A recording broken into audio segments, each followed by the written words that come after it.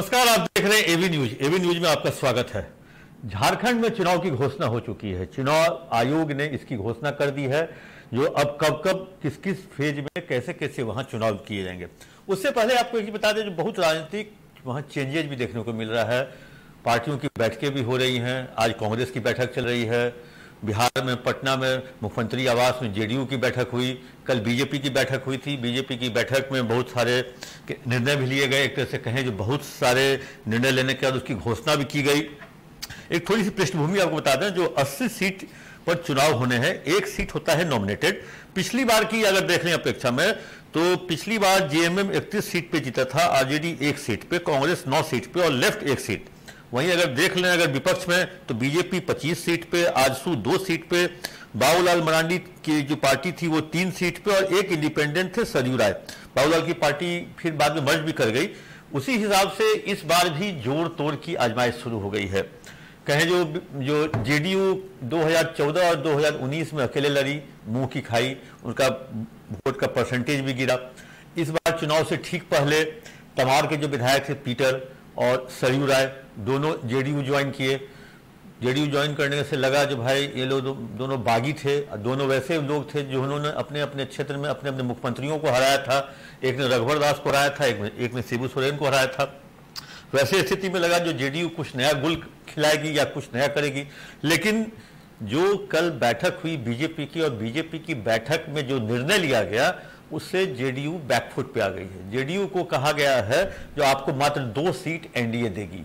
वहीं एक सीट पर चर्चा की जा रही है जो चिराग पासवान को भी दी जा सकती है। जो गया से सटा हुआ जो इलाका है, चतरा उतरा वाले इलाके में हो सकता है, जो उन सब इलाकों में एक सीट चिराग पासवान को भी दी जा सकती है और 2 सीट कहें जेडीयू को दी जा सकती है और 9 से 11 सीट आजसू को दी जा सकती है, सुदेश महतो की पार्टी को। वैसी स्थिति में जेडीयू की इस घोषणा के बाद जेडीयू के तमाम जो नेता है, जो झारखंड के प्रभारी अशोक चौधरी हैं, जो वहां के राज्यसभा सांसद हैं खीरू महतो, वो भागे भागे पहुंचे सीएम आवास। उन्होंने मीटिंग की। मीटिंग के बाद जब मीडिया से बात करते हुए अशोक चौधरी बहुत ही असहज सा दिखे। जब उनसे पत्रकारों ने पूछा जो मात्र जेडीयू को 2 सीट मिल रही है, आप कहाँ 11 और 13 की डिमांड कर रहे थे, 11 सीट पे आपकी तैयारी थी, तो अशोक चौधरी ने बहुत मतलब कहे जो पत्रकारों से बात करते वो बहुत ज्यादा सहज तो नहीं दिखे। उन्होंने दूसरे कोर्ट में अपना गेंद फेंक दिया। उन्होंने कहा जो अब संजय झा जो कार्यकारी अध्यक्ष है और ललन सिंह जो कि केंद्र में मंत्री भी है और जेडीयू के बड़े नेता है, वो बीजेपी के बड़े नेताओं से बात कर रहे हैं और उस पर वो चर्चा करके ही आगे का निर्णय लिया जाएगा। वैसी स्थिति में कहें जो एक तरह से जो बीजेपी ने ये निर्णय लिया है, और कल इस निर्णय की घोषणा जो झारखंड के प्रभारी हैं, असम के मुख्यमंत्री हेमंत बिस्व शर्मा, उन्होंने इसकी घोषणा की जो जेडीयू को 2 सीट, आजसू को 9 से 11 सीट और 1 सीट हो सकता है चिराग पासवान की पार्टी को। जो एक हाल ही में बैठक हुई थी झारखंड में, उसके बाद इस तरह की बैठक के बाद 1 सीट उनको दी जा सकती है। और कहें जो एक तरह से 66 सीट पर बीजेपी लड़ सकती है। और सबसे इंपॉर्टेंट चीज है जो जयराम महतो जो गिरिडीह वाले इलाके में है, उनसे मुलाकात अमित शाह की भी हुई थी। और उसके बाद लोग कयास लगा रहे थे जो जयराम महतो भी कहीं ना कहीं एक 2 सीट 3 सीट के हकदार होंगे, क्योंकि उस इलाके में उनकी अच्छी पकड़ है कहा जा रहा था। लेकिन जयराम महतो को एक भी सीट देने पे बीजेपी राजी नहीं हुई।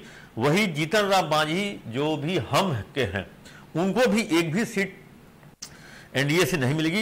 एक तरह से एनडीए ने भी अपना गेम पैक कर दिया है। आजसू 9 से 11, जेडीयू 2, एलजेपी 1, जयराम महतो 0।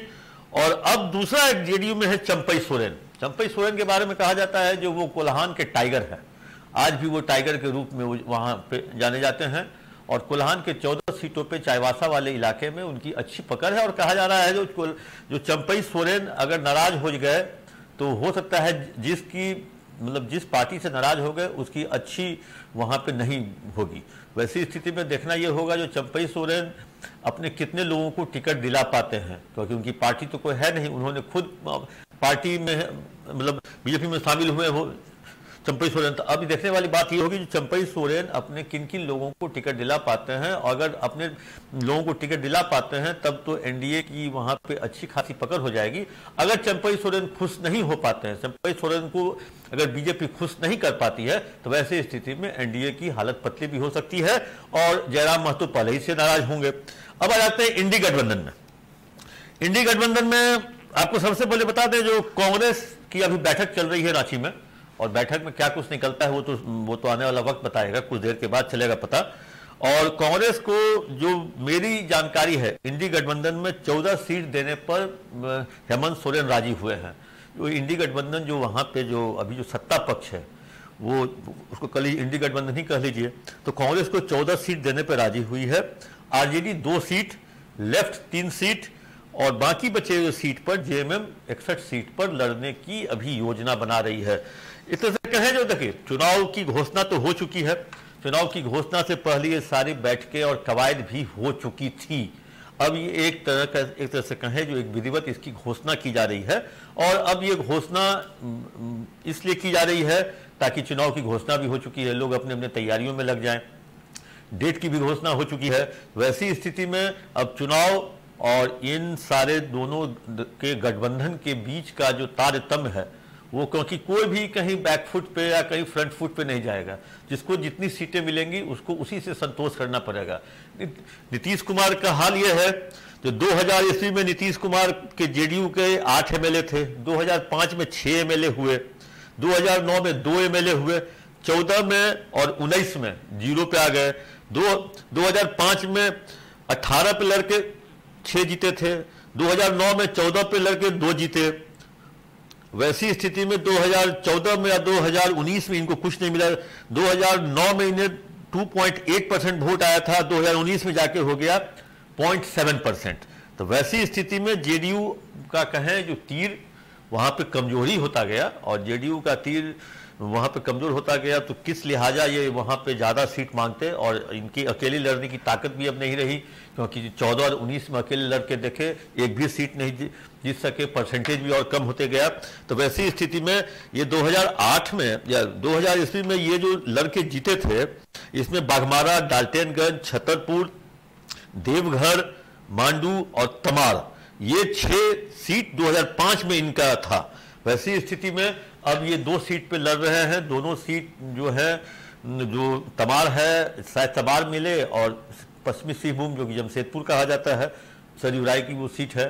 तो वैसी स्थिति में देखने वाली बात होगी जो ये 2 सीट ये बरकरार रख पाते हैं कि नहीं रख पाते हैं दोनों एमएलए।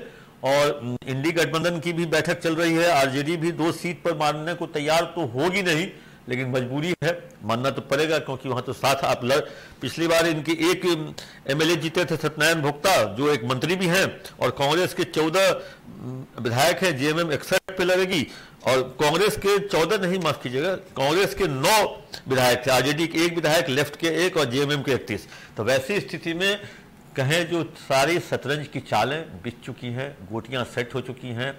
अब देखने वाली बात यह होगी, जो अब वहां पे अभी कई गुट हैं, बीजेपी में भी कई गुट हैं, रघुवर दास गुट हैं, अर्जुन मुंडा गुट हैं, बाबूलाल मरांडी गुट है, अब चंपई सोरेन गुट हो गए।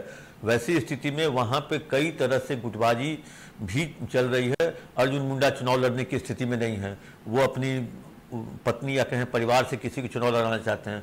रघुवर दास भी अपने परिवार से के लिए चुनाव का टिकट चाह रहे हैं। तो वैसी स्थिति में बाबूलाल मरांडी के नेतृत्व में ही इस बार एनडीए वहां पे चुनाव लड़ रहा है, इसकी घोषणा भी हो चुकी है।